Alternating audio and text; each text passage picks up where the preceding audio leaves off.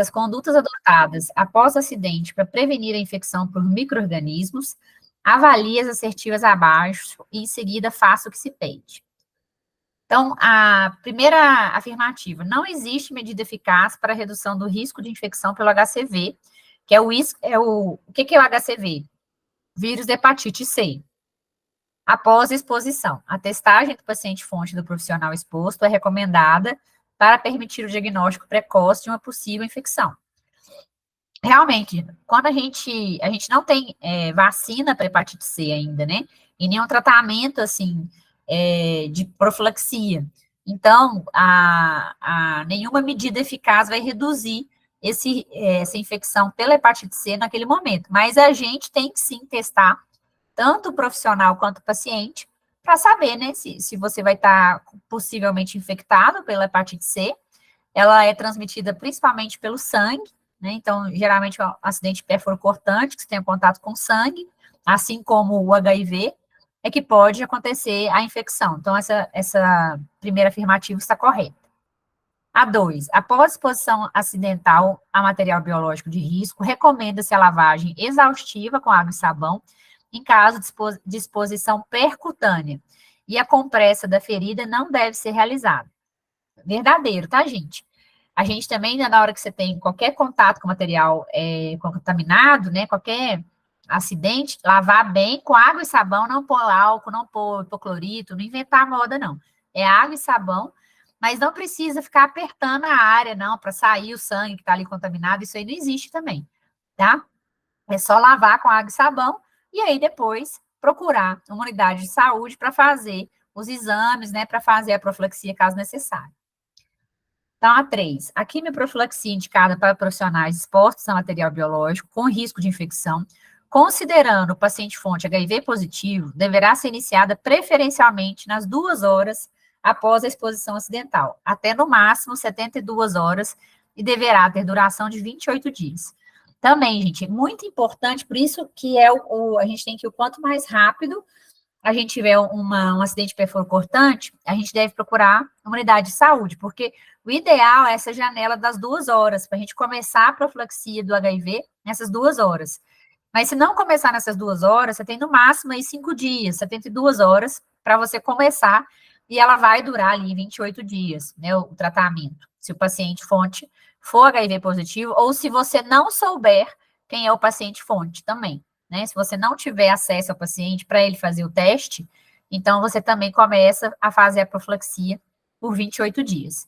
Então, aí, 1 e 2 e 3 corretas. Vou botar aqui.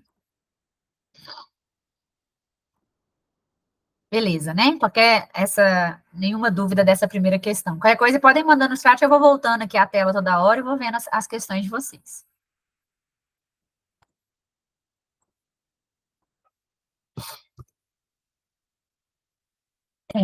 Então, a gente já viu uma questão de biossegurança sobre acidente pérfuro-cortante e agora mais uma questão de biossegurança.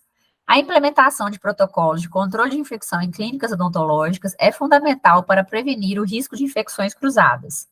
A esterilização é uma medida crucial para destruir completamente micro-organismos e controlar a sua transmissão. Em relação aos processos de esterilização, medidas obrigatórias para artigos classificados como críticos, avalie as assertivas abaixo e, em seguida, assinale a única que apresenta informações corretas. Lembrando que artigo classificado como crítico são aqueles que vão ter contato com a mucosa aberta, com sangue, né? Então, todo material que vai lá dentro da boca do paciente e que, por exemplo, bisturi, a agulha, né? Tudo isso é material crítico e que precisa ser esterilizado. Então, aqueles que têm contato só com a mucosa rígida, né, eles são considerados semicríticos. Então, todos esses críticos que a gente utiliza têm que ser esterilizados. Então, vamos lá. A avaliação da esterilização é essencial para garantir os processos de esterilização. Assim, o monitoramento biológico é obrigatório e avalia a eliminação completa de bactérias no seu estado vegetativo. Então, vamos lá. Monitoramento biológico. O que é o monitoramento biológico? A gente compra, né, kits de monitoramento biológico e faz a esterilização com ele dentro da autoclave. Mas o que é esse monitoramento? São esporos bacterianos. Lembrando que a bactéria na sua forma vegetativa é a bactéria na sua forma, vamos dizer assim, normal, infecciosa, né? Aquela célula bacteriana. E ela pode formar esporos bacterianos, que é quando ela se fecha, ela se resseca e vira um esporo que pode viver muito mais tempo do que a sua fase vegetativa. Então, o esporo bacteriano é muito mais difícil de se matar do que ela no seu estado vegetativo. Então, o monitoramento biológico são esses esporos bacterianos. Ele vai ver a capacidade da sua esterilização matar aqueles esporos ali, tá? No kit que a gente compra de monitoramento biológico. Então, essa afirmação está incorreta porque está falando que ele avalia a eliminação completa das bactérias do seu estado vegetativo. Não é. É nesse estado esporulado, de esporo bacteriano, que é mais difícil de matar do que o estado vegetativo. Então, a A está incorreta. Letra B. A esterilização por calor úmido sob pressão em autoclaves convencionais é alcançada a uma temperatura de 121 graus Celsius sob pressão de 15 psi durante um tempo de exposição de 20 minutos. Essa aí está toda correta. A gente precisa de uma temperatura de 121, uma pressão de pelo menos 15 e um tempo aí que vai ser de 20 a 30 minutos. Então, resposta aí é a letra B. Letra C. Caixas metálicas hermeticamente vedadas são as embalagens preferenciais para esterilização por calor úmido sob pressão. Essa tá bem fácil, o erro, né, gente? A caixa metálica, ela não pode ser toda fechada. Ela tem que ter aqueles furos, ou então vir com a tampa aberta. Ela não pode ser toda fechada, senão como que o ar quente, o vapor úmido vai passar ali por dentro? Então, hermeticamente vedada, incorreto. O termômetro e o manômetro registram a temperatura e pressão reais durante o ciclo de autoclavação. Por isso, são métodos únicos empregados no monitoramento da eficiência desse processo para esterilização. Falso, né? A gente tem vários processos que a gente tem que avaliar. A temperatura e a pressão, ele só vai garantir que está na temperatura e pressão adequada. Mas se eu não fizer um monitoramento químico e biológico, eu não vou ter certeza que está ocorrendo a esterilização. Então, a gente tem esse monitoramento do termômetro, do manômetro, tem aquela fitinha que muda de cor e ainda tem, de tempos em tempos, que fazer o monitoramento biológico. Então, está incorreto por causa disso. Beleza aí, gente? Essas primeiras duas questões aí de biossegurança. Beleza, então vamos dando continuidade.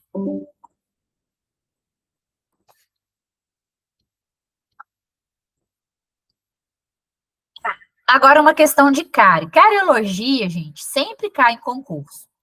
Então, é uma dica que eu dou para todo mundo, independente aí se você vai tentar para dentista PSS, né, dentista PSF, ou para dentista 44 horas, né, nas duas linhas aí de vaga, eles não pedem especificamente lá, né, cariologia, né, não pede lá, principalmente no dentista PSF, está escrito só lá que você tem no item 9 do edital, que é etiologia, tratamento das principais doenças bucais. E claro que cárie é uma das principais doenças bucais, é a principal, né, que a gente mais tem. Então, cariologia deve cair com certeza, é importante vocês estarem dominando esse tema. Então, vamos dar uma olhada. A cárie dentária é uma doença multifatorial, no qual várias características genéticas, ambientais e comportamentais interagem. O controle da doença cárie deve incluir estratégias múltiplas direcionadas no nível do indivíduo, da família e da população. Entre as afirmativas abaixo, é correto afirmar: na doença cárie, fatores distais, como conhecimento, renda, classe social, atitudes, educação e comportamento, atuam no nível da superfície dentária, do indivíduo e da população, e são determinantes no seu processo. Vamos entender o que são os fatores distais e proximais. Quando a gente fala de cárie e de outras doenças, né, a gente tem alguns, nessa questão multifatorial, a gente tem mais do que a parte biológica inferindo, né? Então, a gente tem o biofilme como fator biológico indispensável para a formação da lesão da cárie. E elas só vão ocorrer, né, nas áreas em qual o biofilme está estagnado. Então, principalmente na margem gengival e nas superfícies proximais logo abaixo do ponto de contato e no sistema de fóssulas e fissuras das superfícies oclusais. Então, se perguntar onde que tem mais cárie, onde que vai ocorrer mais cárie nos dentes? Nas faces livres, vão ser aonde? perto da margem gengival, que é onde acumula mais. Nas superfícies proximais, né, interproximais, vai estar ali, logo abaixo do ponto de contato. E no sistema de fósforos e fissuras, que é o que a gente mais vê.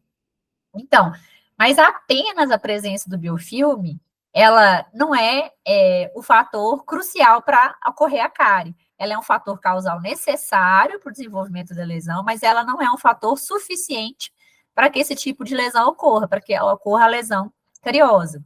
O tipo de nutrientes que vai ser determinado pela dieta do indivíduo, a que as bactérias do biofilme estão expostas, pode resultar em flutuações de pH, que irão, então, determinar ou não a formação da lesão da cárie, tá? Então, não é só o depósito do biofilme ali, a pessoa não escovar o dente, que vai causar a cárie. Eu preciso de ter o biofilme e a dieta cariogênica, né? Essa dieta, que a gente sabe, com vários ataques de sacarose, que vão levar à mudança do pH ali no ambiente da boca, e aí sim levar ao processo de desmineralização.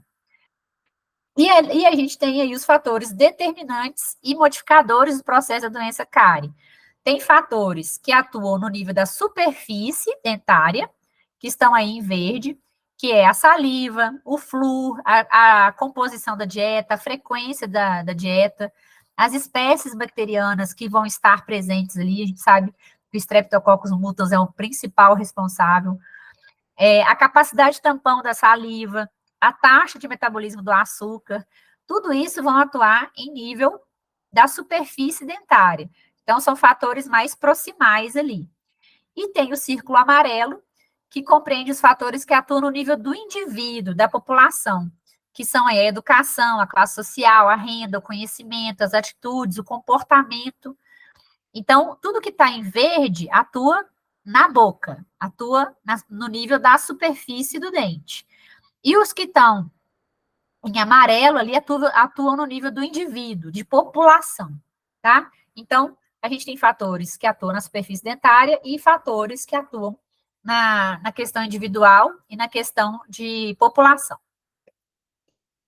Então, lá no livro também, né, que fala da cárie, o Fejerskov, que é uma referência, ele traz isso aqui para a gente, ó, atenção, toda lesão de cárie, independente do seu grau de progressão ou tecido envolvido, é possível de paralisação, desde que se restabeleça o equilíbrio entre os processos de desre, tá? Então, o que significa? Qualquer lesão de cárie, dependente do seu grau de progressão, ainda falando de cárie, tá, gente? Não falei de tecido polpa já envolvido, não, que aí é outro departamento. Mas se a minha dentina, ela tá afetada, e eu consigo reequilibrar o processo desse, paralisar, né, a questão do pH, eu consigo que essa cárie paralise. Por isso que hoje, quando a gente fala de odontologia minimamente invasiva, a gente não vai remover, às vezes, todo o tecido afetado. A gente vai tirar o tecido mais amolecido, e aquele tecido que está afetado, mas ainda não está tão amolecido, né? A gente não vai tirar para não expor polpa e não causar um problema de ter que fazer o canal desse dente. Então, se eu tirei ali todo aquele tecido amolecido e eu fiz uma ótima vedação do meu dente, a bactéria, mesmo que tenha ficado ali, ela vai perder a fonte de nutrientes dela, ela vai morrer. E aí o dente vai conseguir responder ali, reequilibrar e paralisar aquela lesão, tá? Então, desde que o seu vedamento esteja ótimo, porque se você não conseguir fazer um ótimo vedamento daquela lesão, vai continuar vindo nutriente, a bactéria que está ali, a cárie vai continuar. Então, vocês têm que entender isso. Ela é passível de paralisar desde que você consiga restabelecer esse equilíbrio, tá? Então, quando o processo de desmineralização fica restrito ao nível subclínico e não causa uma lesão visível clinicamente, o indivíduo não pode ser classificado como portador da doença cárie e, portanto, não necessita de qualquer tratamento deste processo. A doença está sob controle. Então, se você não tem lesão visível ainda, não tem uma lesão ali, está nível subclínico, como é que você vai falar que a pessoa tem cárie?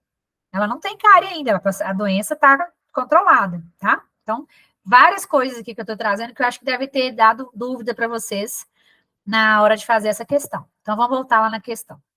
Na doença cárie, fatores distais como conhecimento, renda, classe social, atitudes, educação e comportamento atuam no nível da superfície dentária do indivíduo e da população e são determinantes no seu processo. Então, o que está incorreto nessa aqui? Esses fatores atuam no nível do indivíduo e da população, mas não atuam lá no nível da superfície dentária, tá? Então, está incorreta a letra A por causa disso. No processo de desmineralização do dente no nível subclínico e que não causa uma lesão visível clinicamente, a doença cárie deve ser tratada de forma não invasiva, evitando, assim, sua evolução e cavitação. Aqui, talvez, vocês tiveram ficado com dúvida, né? Você lê e fala, não, tá certo. Não tá. Por quê? O que está falando lá? Nessa hora, você não precisa de tratar. Não existe doença nesse momento. No nível subclínico, sem lesão visível clinicamente, inclusive, é possível de você não ter lesão visível clinicamente, como que você vai tratar uma coisa que não existe? Essa lesão no nível subclínico é uma lesão microscópica ainda, que só seria visto, né, em situações de pôr esse dente no microscópio.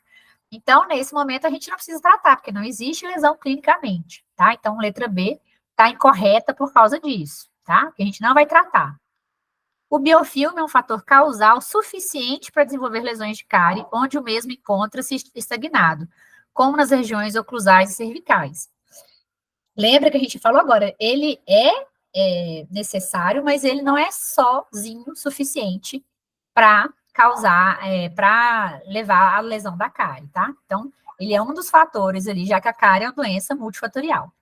Toda lesão de cárie, independente do seu grau de progressão ou tecido dental envolvido, é passível de paralisação, desde que se restabeleça o reequilíbrio entre os processos de desre e seja biofilme controlado. Então, aqui, letra D, a única que está mais correta, né? E que talvez muita gente tenha tido dúvida na hora de fazer.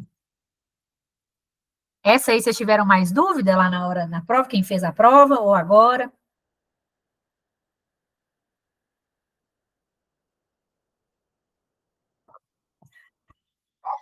Foi uma questão muito bem elaborada, mas com pegadinhas, né? Se a gente não souber muito bem o processo ali da cárie, da situação des-re, a gente caía na pegadinha fácil nessa, né? Feliz ainda. Então, vamos voltando aqui.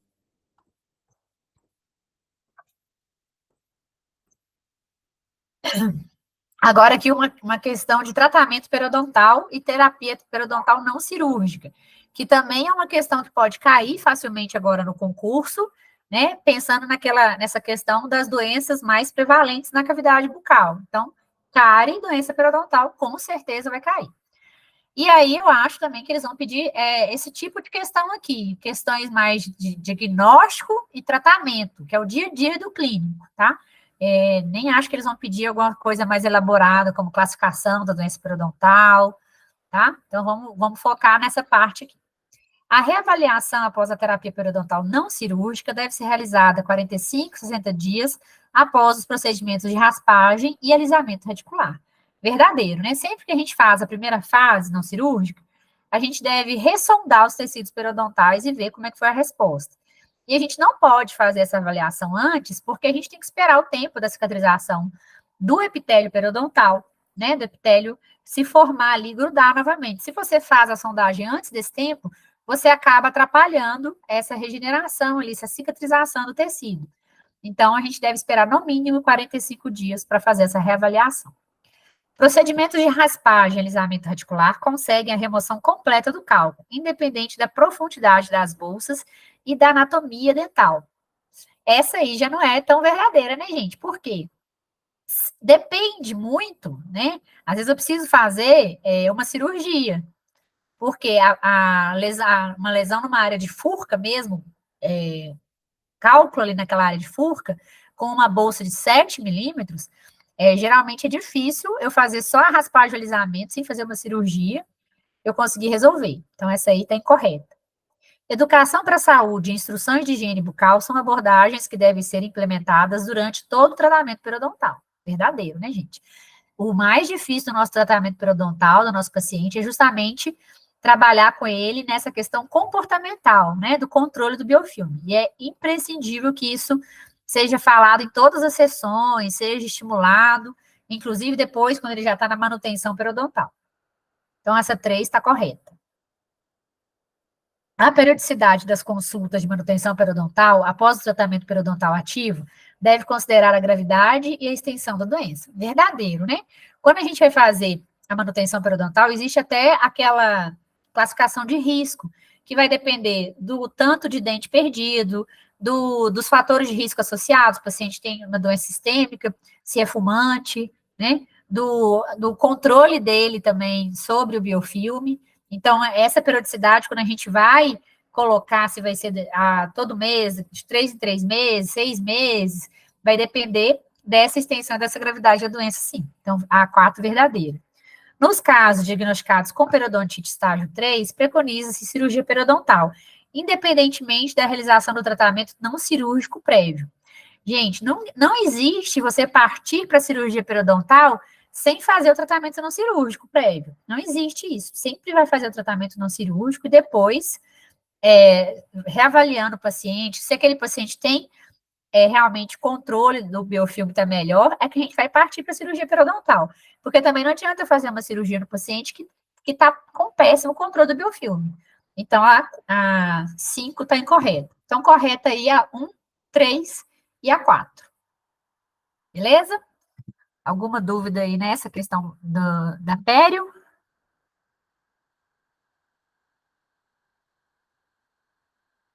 Falar sobre o estágio periodontal e tratamento? Essa questão falava sobre isso, é isso que você está falando?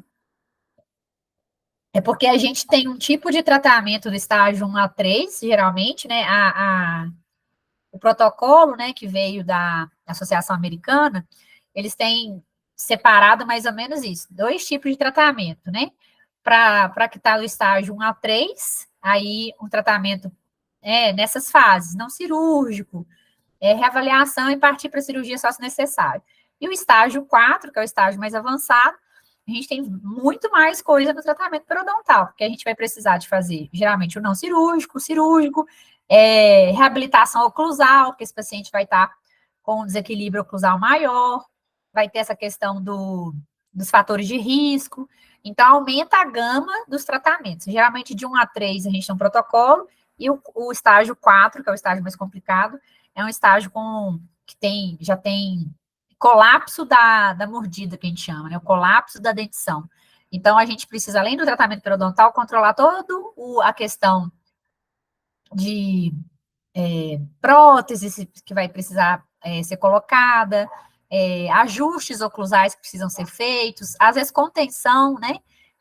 Para esse dente melhorar a mobilidade e cirurgia. E o retorno também desse paciente, o controle, a manutenção dele é mais de perto. Então, a diferença vai ser basicamente essa aí, Vanide. Deu para entender?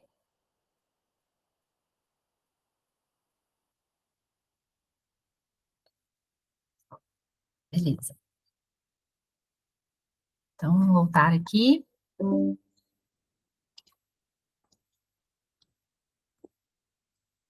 Essa aqui também é uma questão de diagnóstico, vamos ver. Indivíduo de 47 anos de idade procura atendimento odontológico queixando-se de dor e gengiva inchada na região superior posterior do lado direito. Ao exame clínico, observou-se que o dente 16 apresentava restauração em resina, envolvendo a superfície distal e mesial satisfatória. Presença de área edematosa circunscrita na região do terço médio radicular. Ao exame radiográfico, verificou-se perda óssea do tipo angular, atingindo o terço médio da superfície mesial e envolvendo a região de furca. O teste de sensibilidade pulpar para todos os dentes foi positivo. Então, essa uma clássica interação para a gente separar abscesso periodontal de periapical. Primeiro, a localização do abscesso. A área edematosa circunscrita na região do terço médio radicular, ou seja, no meio do dente. Geralmente, o abscesso periapical vai estar onde? Lá no terço apical, né? A gente vai ver a área edematosa geralmente ali no terço apical. Ou pode até estar maior, mas ela está começando no terço apical. Então, se você vê uma lesão mais circunscrito, não envolvendo tanto a área periapical, você já começa a desconfiar de um abscesso periodontal. Além disso, veio o exame radiográfico, onde a gente vem a perda óssea do tipo angular, né? Essa perda óssea do tipo angular ali, atingindo o terço médio da superfície mesial e envolvendo a região de Furca. Então, também mais um indício da gente que tem uma lesão periodontal, um abscesso periodontal, essa perda vertical ali, angular. E por último, para a gente fechar o diagnóstico, ainda o teste de sensibilidade, que foi positivo, ou seja, aquele dente está vital. Então, se o dente está vital, não pode ser um abscesso periapical. A única resposta aí possível, abscesso periodontal. Beleza? Ficaram com alguma dúvida aí nessa parte do abscesso? Diferenciar periapical de periodontal? Acho que foi tranquilo, né? Beleza.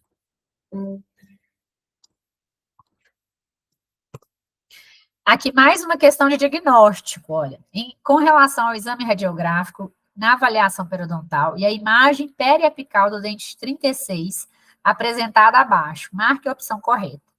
A partir da imagem radiolúcida na região interradicular do dente 36, podemos afirmar que se trata de lesão de Furca grau 3.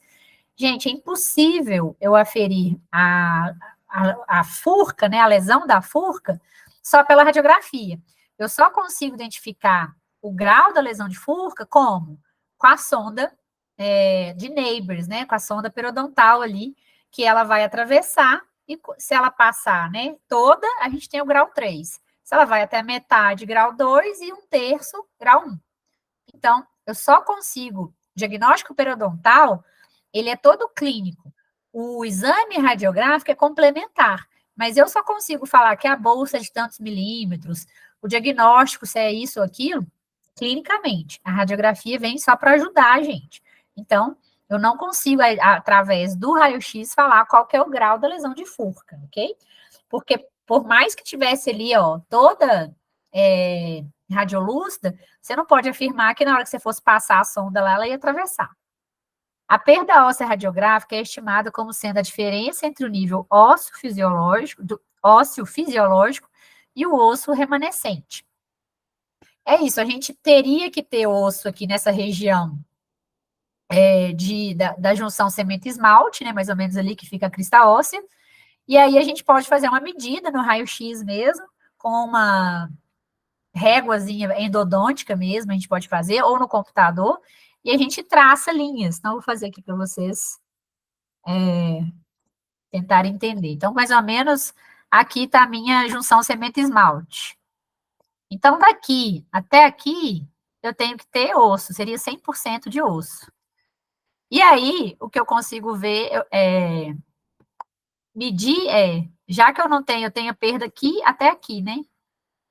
Vamos falar que está mais radiolúcido. Então, aqui seria a perda óssea radiográfica, considerando que isso aqui seria o nível ósseo fisiológico, tá? Então, a letra B está correta. Vamos ver a letra C. Comprometimento dos tecidos periodontais, como perda óssea e bolsa periodontal, são detectados no exame radiográfico. Acabei de falar que não, né?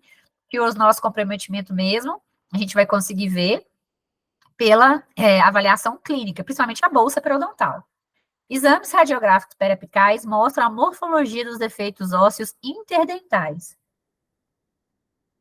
Sabe qual que é a radiografia ótima para a gente ver os defeitos ósseos interdentais? A interproximal, porque aí eu vou conseguir ver com muito detalhe aqui a crista óssea, tá? Então, a periapical, ela não é tão boa assim para mostrar os defeitos ósseos interdentais. É claro que eu consigo ver, mas a interproximal, para a gente ver a crista óssea, são as melhores. Então, a resposta aí, letra B.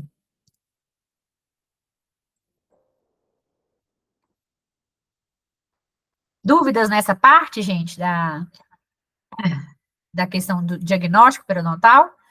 Então, observamos aí questões sobre doenças prevalentes que podem cair para o concurso e basicamente falando de diagnóstico e tratamento, tá? Basicamente, a gente não vai, com certeza eles não vão vir pedir muita coisa, não. Ah, ficou esclarecida? Então, ótimo. Tá? Então, vamos focar na hora que vocês forem estudar a parte odontológica, focar nisso, diagnóstico, tratamento, diagnóstico, tratamento. Vamos continuando aqui.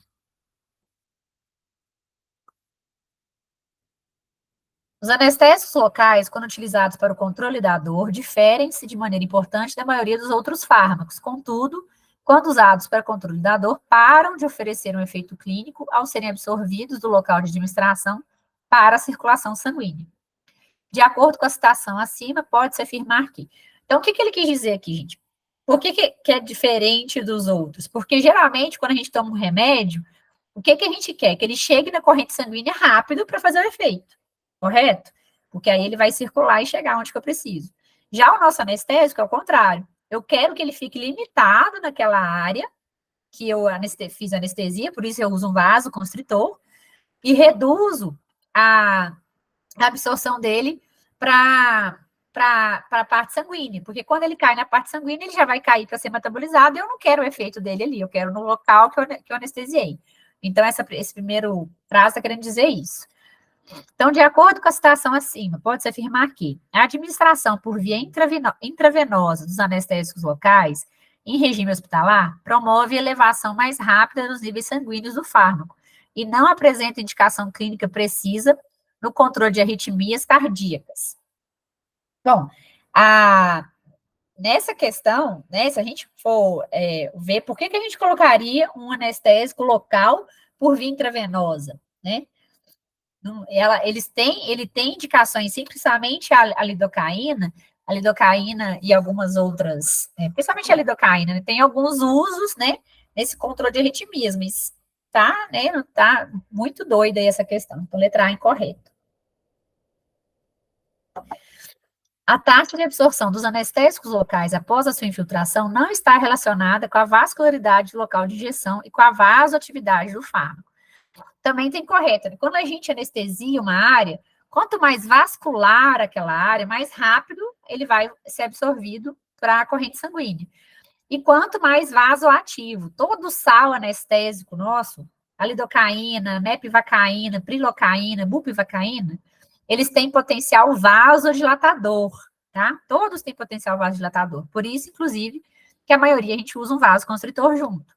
Só que alguns têm mais vasoatividade do que outros. Por exemplo, a mepivacaína, ela tem menos vasodilatação, vasoatividade, do que a lidocaína. Por isso que muitas, a gente tem ainda opção no mercado da mepivacaína sem vasoconstritor, tá? Porque ela tem um potencial de vasoatividade menor do que a lido. Então, a taxa de absorção, ela está relacionada, sim, com a vascularidade e com a vasoatividade do fármaco. Então, está incorreto. Quando injetado nos tecidos moles, os anestésicos locais não exercem ação farmacológica sobre os vasos da região. É claro que exerce, né, gente? Ele vai estar, todos os vasos ali em volta vão fazer o efeito também naquela região. Um fator primário envolvido no término da ação dos anestésicos locais empregados para controle da dor é sua redistribuição da fibra nervosa para o sistema cardiovascular. Verdadeiro. O meu anestésico estava ali na minha fibra, e ele vai sendo metabolizado, vai ser jogado para o sistema cardiovascular, para os vasos, vai ser redistribuído, acabando o efeito daquela área. Então, a única correta aí é a letra D, tá? Uma questão meio estranha, mas se você for lendo devagarinho, você consegue tirar essa dúvida. Alguma dúvida nessa parte aí?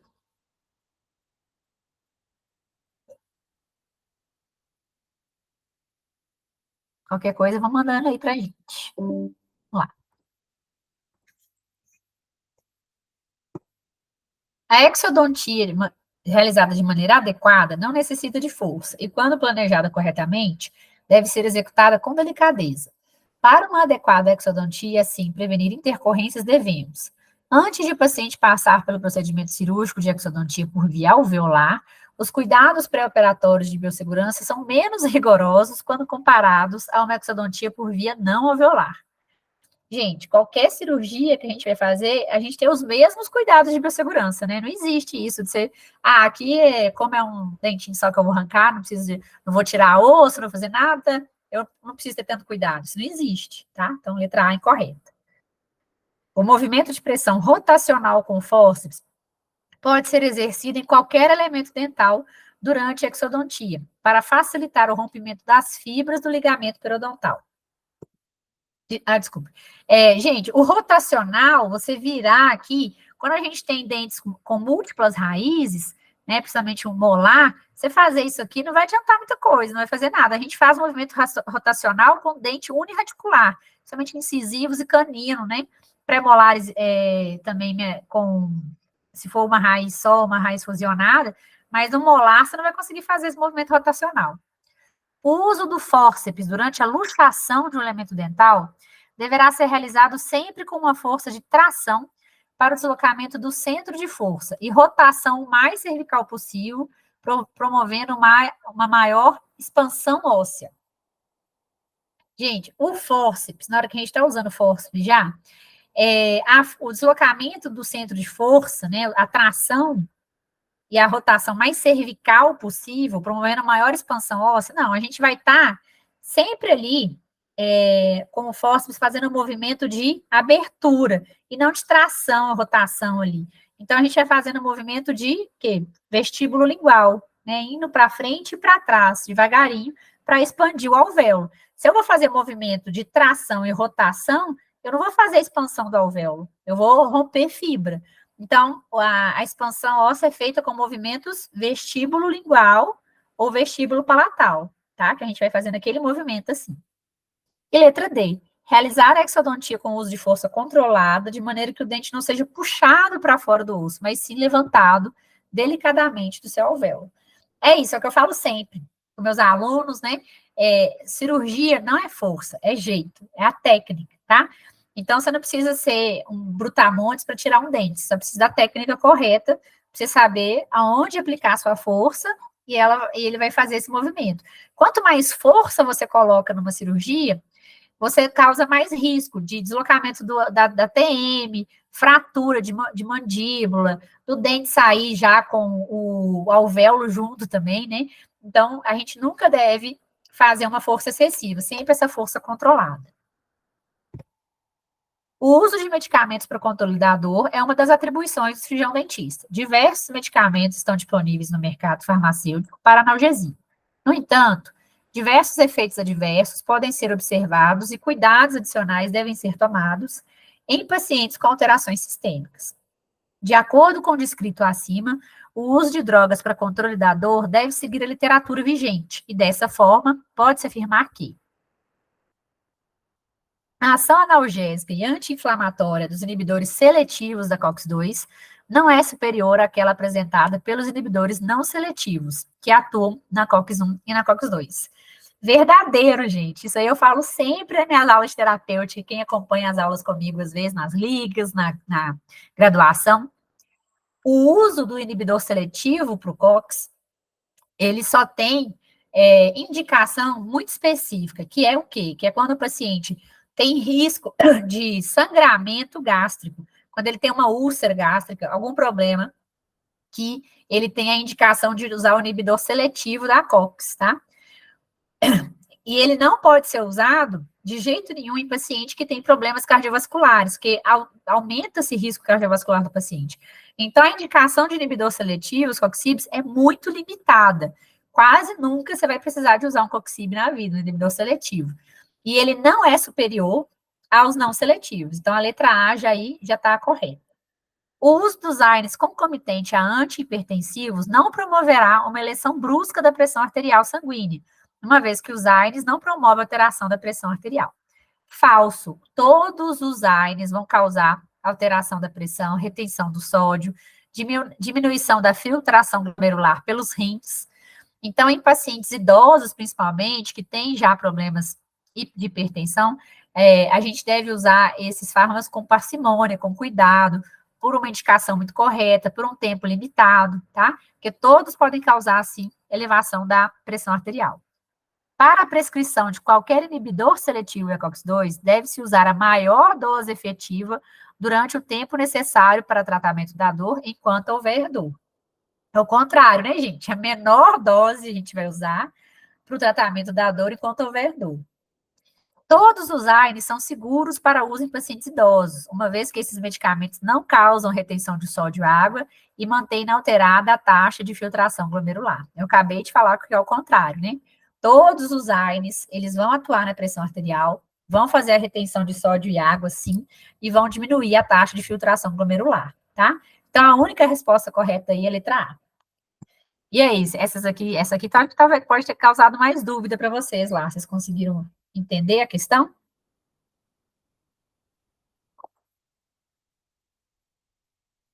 Tranquilo? Então estão afinados aí. Voltando aqui, então.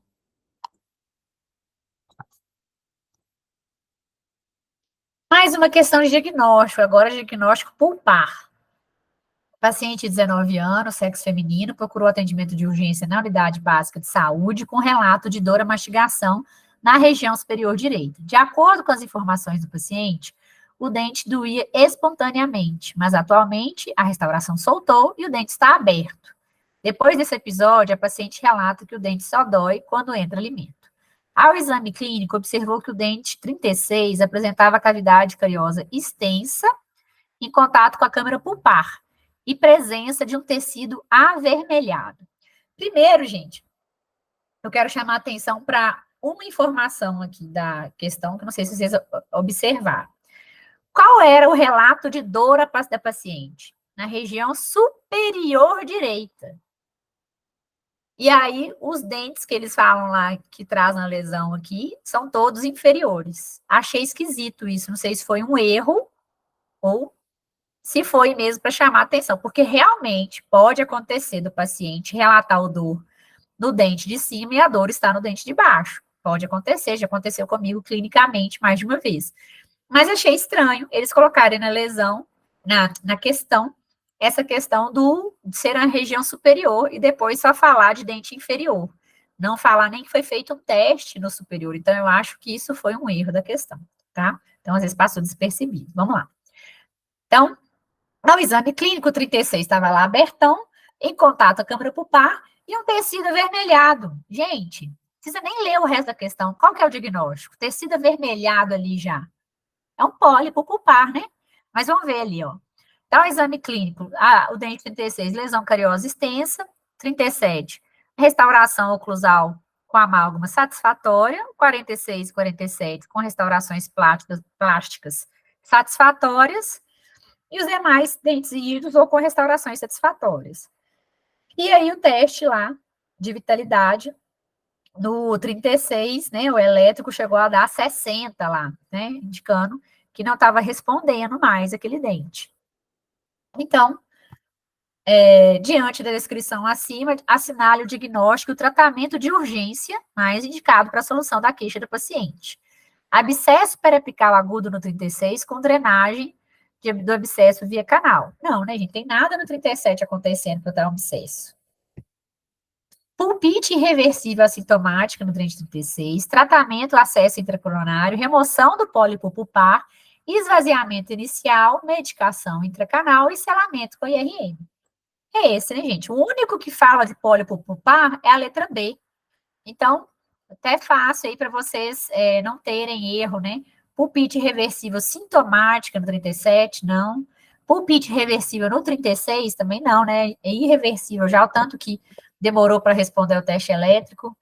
Então, achei essa questão bem fácil por causa dessa questão do pólipo pulpar, tá? Então, letra B. Juntamente com o diagnóstico e o plano de tratamento, conhecimento da morfologia do canal radicular convencional e suas frequentes variações é um requisito básico para o sucesso endodôntico. De acordo com o texto acima, avalie as afirmações abaixo. O clínico deve estar familiarizado com os vários caminhos que os canais seguem até o ápice. O sistema de canais pulpar é complexo. Os canais podem se ramificar, se dividir e se fusionar novamente. Verdadeiro, né? Pode acontecer um monte de coisa ali, ele abre, ele volta. A gente deve ter noção disso. Os acessos cavitários nos dentes anteriores são geralmente preparados atrás da superfície oclusal dos dentes. Aí já fala tudo que está errado, né, gente? Como é que dente anterior você vai entrar pela superfície oclusal? E dos dentes posteriores são preparados através de acesso na superfície lingual. Então, está trocado aí, né? os anteriores são preparados através de acesso na superfície lingual e os posteriores através da superfície oclusal. Então, a número 2 incorreta. Toda dentina cariada deve ser removida durante o preparo do acesso. Essa remoção previne que soluções de irrigação ultrapassem o isolamento absoluto e que restos de cárie de bactérias penetrem no sistema de canais articulares. Depois de completado o preparo, o clínico deve remover toda a estrutura dental sem suporte para permitir a restaurabilidade e prevenir a fratura dentária. A remoção desnecessária da estrutura dentária deve ser evitada. Então, a correta aí é 1, a 3 e a 4, né? Essa aí também achei bem tranquila, a questão endodôntica, mas bem tranquila. Então, gente, para a gente fechar aqui, eu estou abrindo agora uma oportunidade, tá? Para quem não está ainda no nosso curso, porque quem já está no nosso curso, já está se preparando, já está tendo acesso aos materiais, as revisões já estão inclusas, tá? A gente vai fazer 2 aulas de revisão, que vão ser na semana que vem, no dia 22 e 23. Dia 22, só saúde pública, dia 23, a parte específica, voltado principalmente para a vaga do PSS. Mas a gente vai falar de saúde pública, que é comum em todas as áreas, tá? Além disso, quem entrar na revisão agora vai ter acesso às aulas gravadas comentadas, tá? De questões anteriores da banca. Então, tem aula comentada de biossegurança FUMARC, endodontia FUMARC, periodontia FUMARC, dentística FUMARC, todo o material de suporte também para pós-prova, para os recursos, tá? A gente ajuda nossos alunos a fazerem recursos das questões, a enviar, e acesso a esse material por 2 meses ainda, tá? Tudo isso, para quem está aqui hoje, quem quiser, não for nosso aluno ainda e quiser participar, para quem está na aula agora, deixa eu ver o desconto que me mandaram, 10% de desconto, cupom aprovado. Deixa eu anotar aqui para vocês, vou voltar aqui, deixa eu tirar essa, parar a apresentação. Só falar aqui, ó, quem quiser, é R$150, bem baratinho. Você vai usar o cupom aprovado, ainda vai ter mais desconto, mais 10% de desconto. Você consegue dividir isso até 6 vezes lá. Eu só não coloquei aqui o link, mas pelo site lá nosso, gente, pelo Instagram, vai estar lá liberado o link para compra, quem quiser. Então, esse curso, R$150, só para essa parte de revisão, 2 aulas ao vivo semana que vem, tá? E essas 2 aulas vão ficar gravadas também, então você pode assistir, reassistir, tirar dúvidas. R$150 o valor, Ana Luísa, tá? Pode, o desconto, 10% de desconto, então vai ficar aí mais R$135 com esse desconto, mais ou menos isso, né? Não me cobra matemática, não, que a prof que não é boa. Mas vai ficar mais ou menos isso com desconto. E dá para dividir ainda. Então, vocês vão ter acesso a essas aulas de revisão, material, incluso lá com... tem várias aulas gravadas, tá? Não, essa de hoje é aberta, né? Mas as próximas 2, aí já são só para os alunos, quem já é nosso aluno e quem entrar para revisão, tá bom? Dia 22 e 23. E aí tem lá, vai ter acesso na plataforma a essas 2 aulas que vão ficar gravadas, e tem mais aula comentada de todos os temas, biossegurança, só com questão da FUMARC, tá? Biossegurança, endodontia, periodontia, dentística, cirurgia, que mais que tem? Das áreas de odonto, agora não vou lembrar todas, mas tem. Que foram aulas que eu fiz só com questão da FUMARC, então é tipo essa aula aqui, a aula, a questão comentada, tá bom? E a gente tem uma apostila que vai ficar para vocês, quem vocês, né, vai ter acesso por 2 meses, mas a apostila, ela é baixável, então vocês vão ter acesso para ela depois também, para se prepararem para outros concursos, e o suporte para os recursos, porque muitas vezes depois da prova, vocês ficam com dúvida nas questões, né? Então, a gente auxilia nossos alunos a fazerem o recurso, como deve ser escrito, o que tem que colocar de referência, né? Como deve ser enviado para a banca. Então, uma oportunidade muito boa para essa reta final, para quem não estava se preparando com a gente aí, aproveitar essa revisão com a gente, tá? Então, as aulas semana que vem, 2 aulas, e depois elas ficam gravadas, e vocês têm acesso a isso tudo por 2 meses ainda, fora a apostila que vocês podem baixar e estudar o resto da vida com ela, tá bom? Então, eu vou olhar aqui já no Insta, não sei se o link já está lá, mas eu vou colocar lá para quem quiser comprar e usar esse cupom, tá? Vai escrever lá, na hora que você for comprar, assim, aprovado, que vai ser o que vai acontecer com a gente, vocês aí estudando para esse concurso, tá bom? Gente, muito obrigada pela participação de vocês aqui. Qualquer